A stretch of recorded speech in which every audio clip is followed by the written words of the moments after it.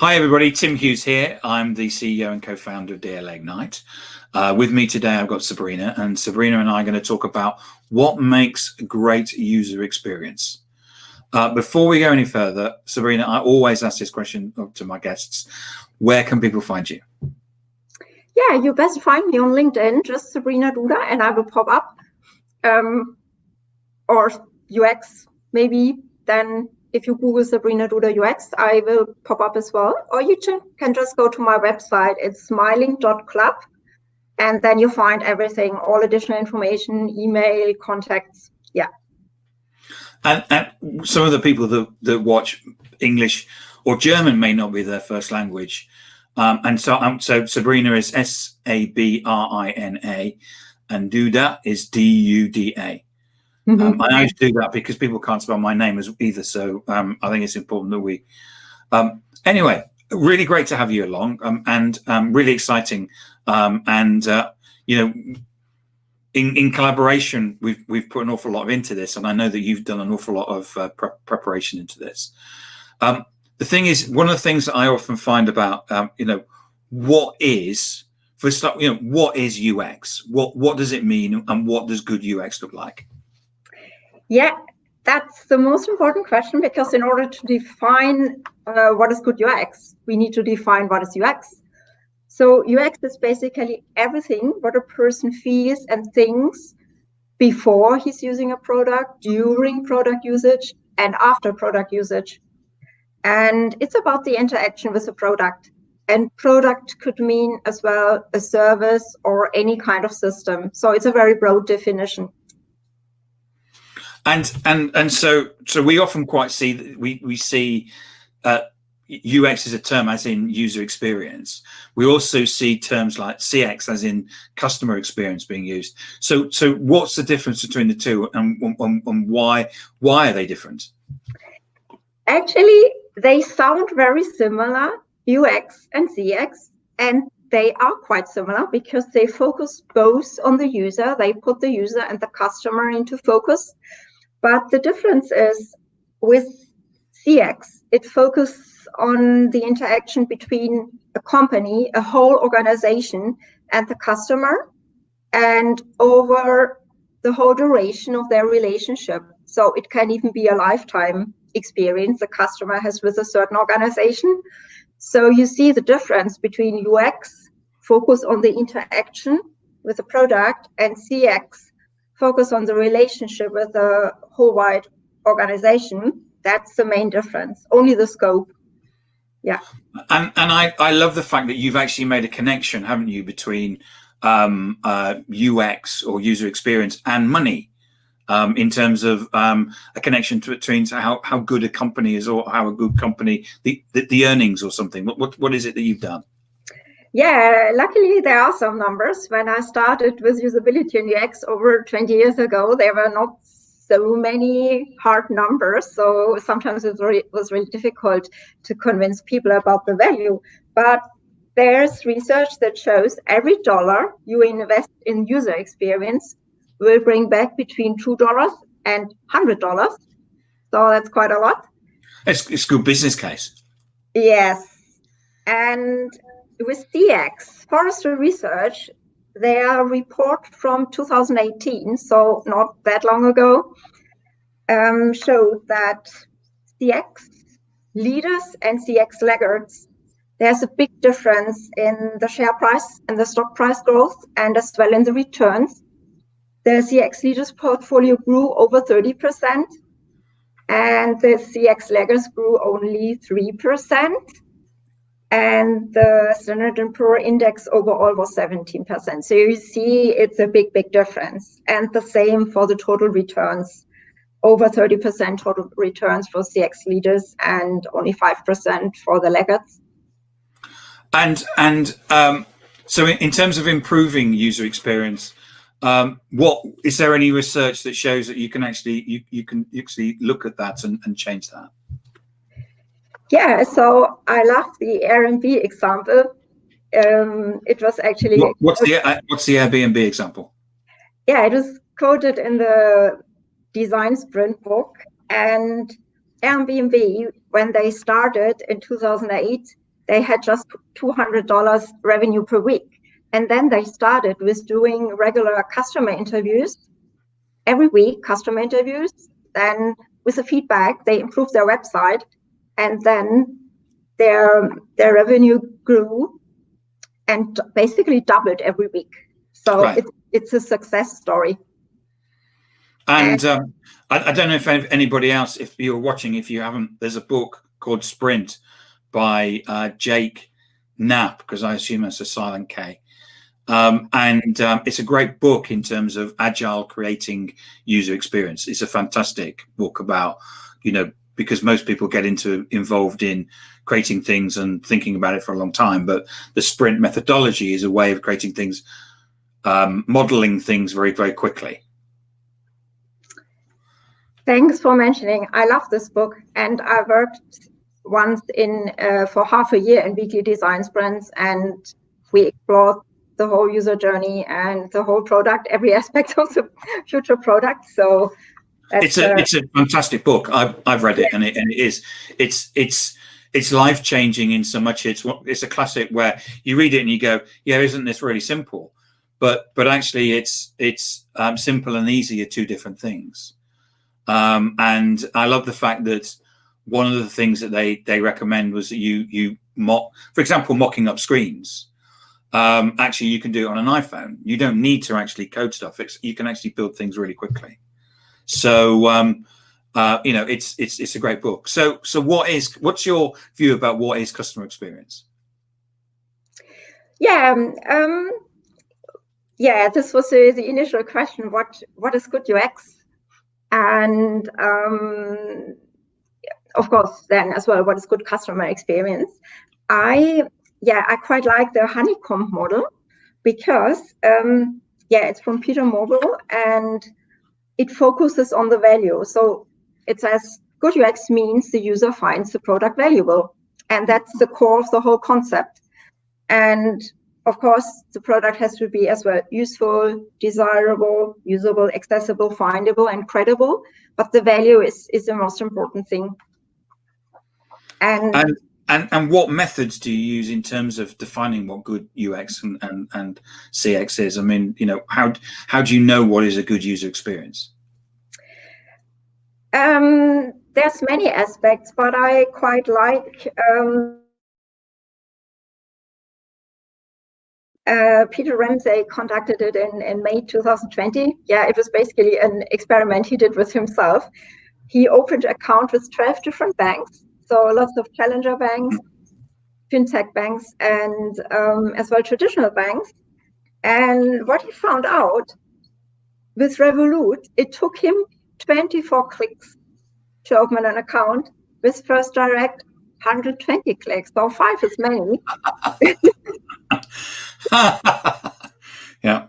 And the same goes with the days. He counted the days, the working days, till he received the banking card. And then the account was only really active when he received the card. And it was the same picture. So with Sponso, it took only 2 days. And for example, with HSBC, it took 36 days. And with Monzo, I've worked for some companies involved with financial things, and I did many user interviews, and so many users, they told me, oh, I would like the app to be like Monzo. I want the features Monzo have, and so many users told me this. So I thought, this sounds really convincing, must be a really good app. And I've been some time ago on a fintech summit. Yeah. And all these new fintech companies, they do so much user research. And if you compare it with traditional banks, it's quite a difference. Yeah, so I really think it pays off. So in terms of the user experience, are you using things like personas or customer journeys and that? Because it sounds like, I mean, I know a lot of people that use the Monza thing and they swear by it. They say it's fantastic. Yeah. So what is it that makes you look at the customer journeys? Yeah, so usually I do user interviews, usability testing, so more qualitative methods, or contextual research, observing user and context. This is more for B2B, but it's all a bit more qualitative focused. And the reason is, especially when you create a new product, you need to first find out what are the needs of the user, what are the pain points, and then you can think about which product would meet these needs, would solve these issues and pain points, which features would users find valuable. And so you have to start with this research very, very early, before you even start prototyping anything, before you have any screens. And in this early phase, I do often competitor research as well. So interview customers of competitors, or let users try out competitors. So you get a really good picture how the market is and what is the niche your product could jump in, what USP, unique selling proposition, could your future product have. Right. So what about things like personas and customer journeys and things like that? Sorry, I forgot the beginning of the question. Yeah. Yes, you find out about user needs and pain points. And when you have this, you summarize this, you create a kind of archetype of your user or customer, and this is the persona. And the important thing is, these personas differ not necessarily regarding demographics or anything, but really differs regarding their needs and behaviors.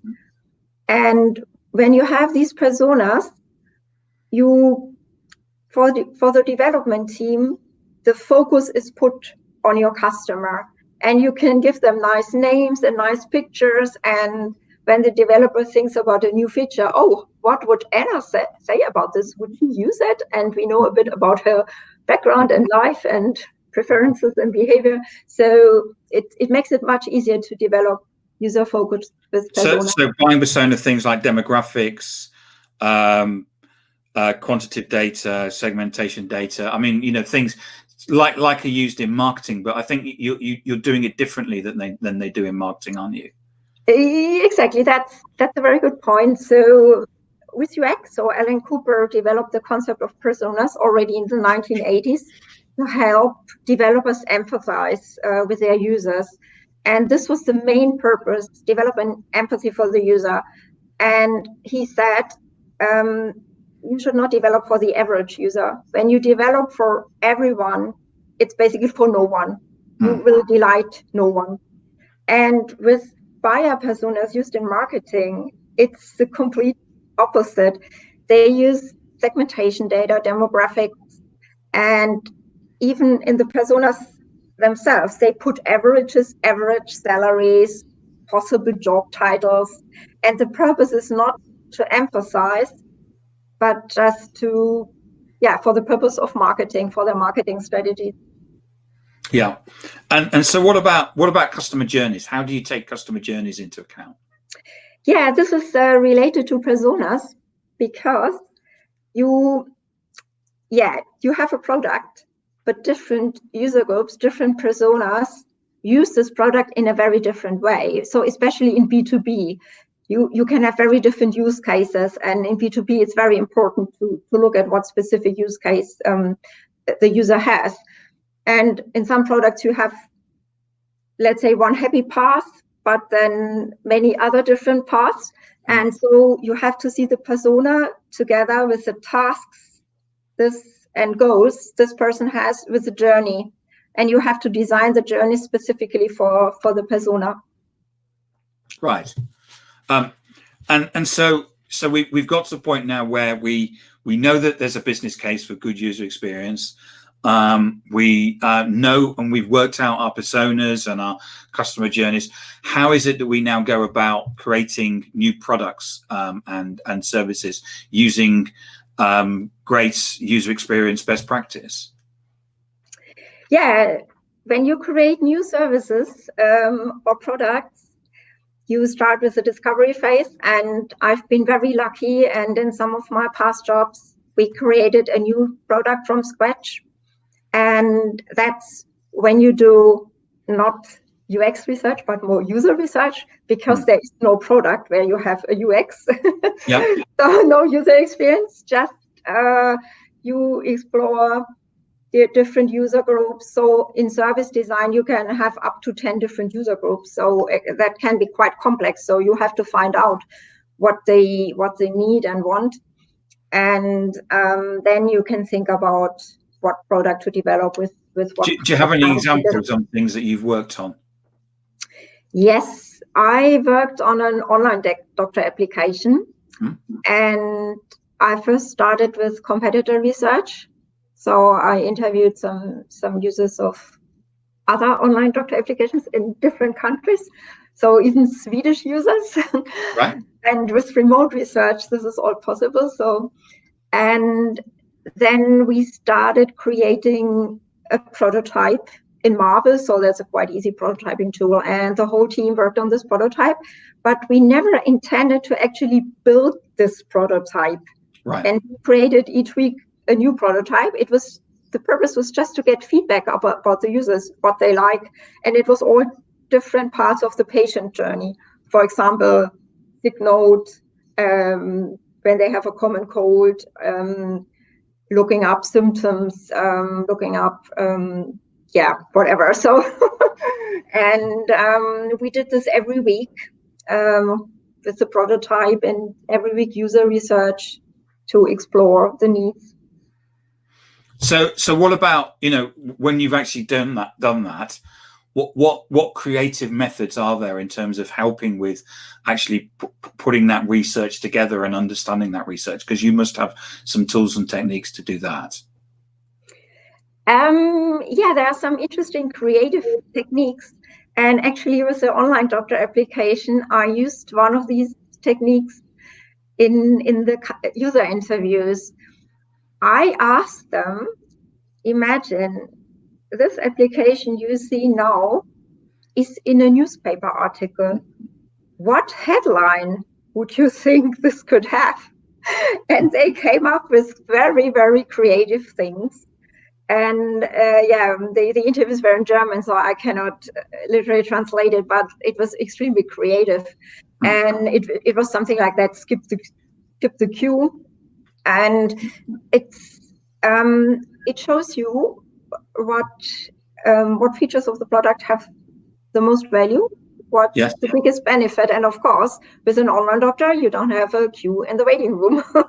It's a very simple example. But and it sounds great, because what you do is you get them to be creative and come up with something very simple, which summarizes the whole experience. And it gives you a very quick summary of it. It's excellent. I love creative methods. Another one, it's more for teams. It's less for user research. We did it when I worked at a large e-commerce company. We did it with our team, and you get a blank box. So it can be a cereal box or any kind of box, and then you have several teams. It can be one team, but usually you have several teams because it's more fun, 5 or 6 people in each team. And then you can create the box. That means you create a slogan, you think about what's the target group of this product and the most beneficial features. And a cereal box is a quite good example, because you have the nutrition value and savings and whatever. There's always lots of stuff on a cereal box. And when you do this with your current product or with the future product you plan to develop, you get a very focused view. What's most important with this product? What features, and related to the features, what benefits are most important? So it's a good exercise to create team spirit, but as well to get focus and to get vision, to align on a product vision, and to get ideas for new products in general. Yeah, I love that idea, because I mean, a cereal box, it's small. There's only so much you can have on it. So, I mean, it's one of those things where less is more. So the arguments are going to be more about what you're going to take off rather than what you're going to put on, because everyone wants everything. Exactly. And as you say, it's small. there's a logo, there's a picture. That, well, what's the message you're going to get over? And it makes the people come together and create something very simple. That ultimately, the only way that we as consumers of that user experience, we need something simple. Exactly, and that's really a very nice aspect of my work. That UX, it's really related to marketing, and marketing can get so many great insights, or could even use quotes from user research for their marketing messages. And I know that lots of people use groups of people to get together. I mean, governments use it as a way of trying to find out what's going on and what people think. And that is how they come up with slogans and stuff. But marketers use market research to come up with an idea about what people think. But from a user experience, again, it's about using the collective, or in effect, crowdsourcing of what people are thinking. So you're getting the best experience for the user. Do you agree? Absolutely, yeah. And I mean, I admire the governments who use lots of user research and focus groups to deliver their messages. But on the other hand, it's quite scary because it's so effective and so powerful. Yeah. Yes, and I think that certainly here in the UK, the last 5 years, it's been used an awful lot. But I think, all political parties and of all persuasions have used the power of the crowd to not just understand what message they should be using, but disseminate that message as well. Yeah. I've never really worked for politics. I think it's quite interesting.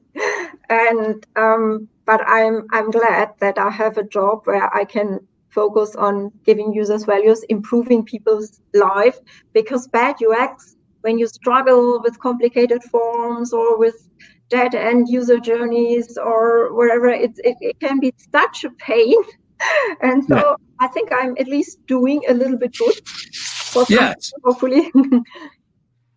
So in terms of what makes good user experience, we've been through what is user experience, what is UX, the difference between CX and UX, methods and approaches, and we have a fantastic business case around the importance of good user experience. And I don't know about you, I mean, you use the Airbnb example. I mean, I've used, obviously pre-COVID, I used Airbnb, and it's a very easy website to use. It's very intuitive,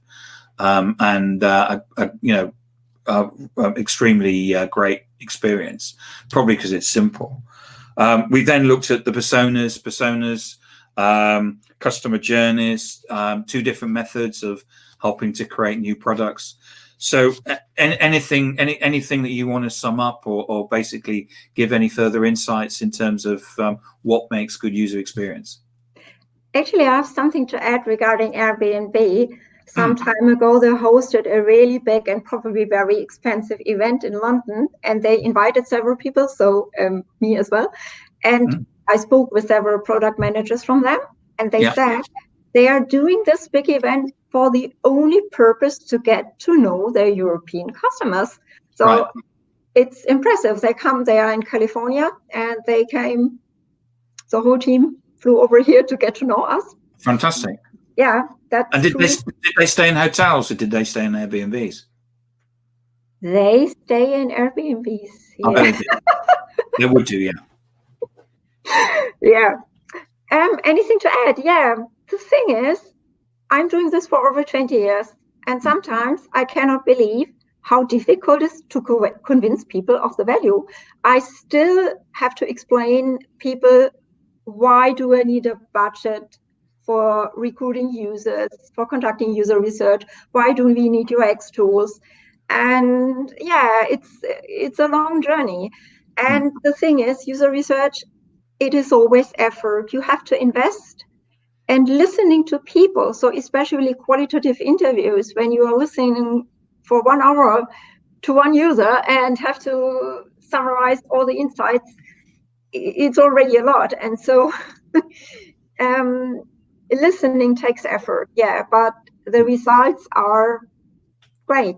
I mean, and I think especially now with our current economic situation and the prospects are not that good. And I think companies who don't have user focus, they will just disappear from the market because the market gets really tough. Yes, I think people are making decisions based on it. And, we're in situations where even maybe some of the big banks, which are supposed to have a lot of money, at the end of the day only have so much cash or liquidity in which to work. I think it's difficult for many organizations because they're having to lead in certain areas which they didn't necessarily know before. The classic is one of the things that we're having to grapple with is that people don't have offices. And so someone said the other day, you go from 3 offices with 1,000 people in each one, and now you've got 3,000 offices. And what do you do when you start bringing people back? And the experience that we've had online, where we're living through an internet connection, or have done for the last 3 or 4 months. That's a lot of that is going to stay with us. I think so. And the interesting thing is, I'm doing remote user research already for a few years, for 3 or 4 years mainly. And I always thought this is just the second best option, because being with users face to face is always a bit better. But I got so used to it. And now in this current situation, I think I'm very well prepared for it. It might continue for a long time. Yes. Remote user research and remote working. Well, I spoke to a Danish company today. Actually, it was the first the prep to do a discussion like this, and they took the company a year ago to be 100% remote. One of his staff said, "Why are we flying around the country, creating all this carbon emissions and stuff? We should actually be working remote." And they were able to get to, I think it was about 86% of the companies that they dealt with agreed to go remote. And so actually they've been very well positioned for the COVID-19 situation. But while people in London, I know you live in London as well, people in London are saying, maybe people should go back to the office. I'm not expecting to go back to the office this year. No, I don't expect that either. I mean, for some things, or like for creative workshops like the Zero Box, of course, you have to be on site. It's a better team experience. I mean, with our design sprints, we had some remote members, and you can use tools like Miro, this virtual wall. You can use all these remote tools for doing creative workshops with your team as well. But I think we are all missing real face-to-face interaction. It is possible to do it remotely, but if we take Teams, Microsoft Teams and Zoom, they weren't really designed to do the amount of work they're having to do right now. It would be, you use Zoom or Teams because you were having a call with the US and it would happen once a week. But now we're spending all week on Teams or Zoom. I mean, I've got a Teams call after this. So, it's the way the week work now. I mean, I think it should be a balance. When I think 20 years ago, my company in Berlin, we were the European usability lab of eBay. So I did all the research in Paris, Milan, and London, always traveling. And for other companies, I did research in the US, and colleagues went to China, and it was very, very expensive. Yeah. I think, it was valuable, but back then it was so expensive. And now with the remote research, there are some online recruiting platforms, and there's a drop down, and you have 30 countries. And I think this is so amazing. I can interview users everywhere, anytime. My previous company, we had a quarter where they stopped any travel, and we made 15% margin more that quarter than by actually having people running around traveling.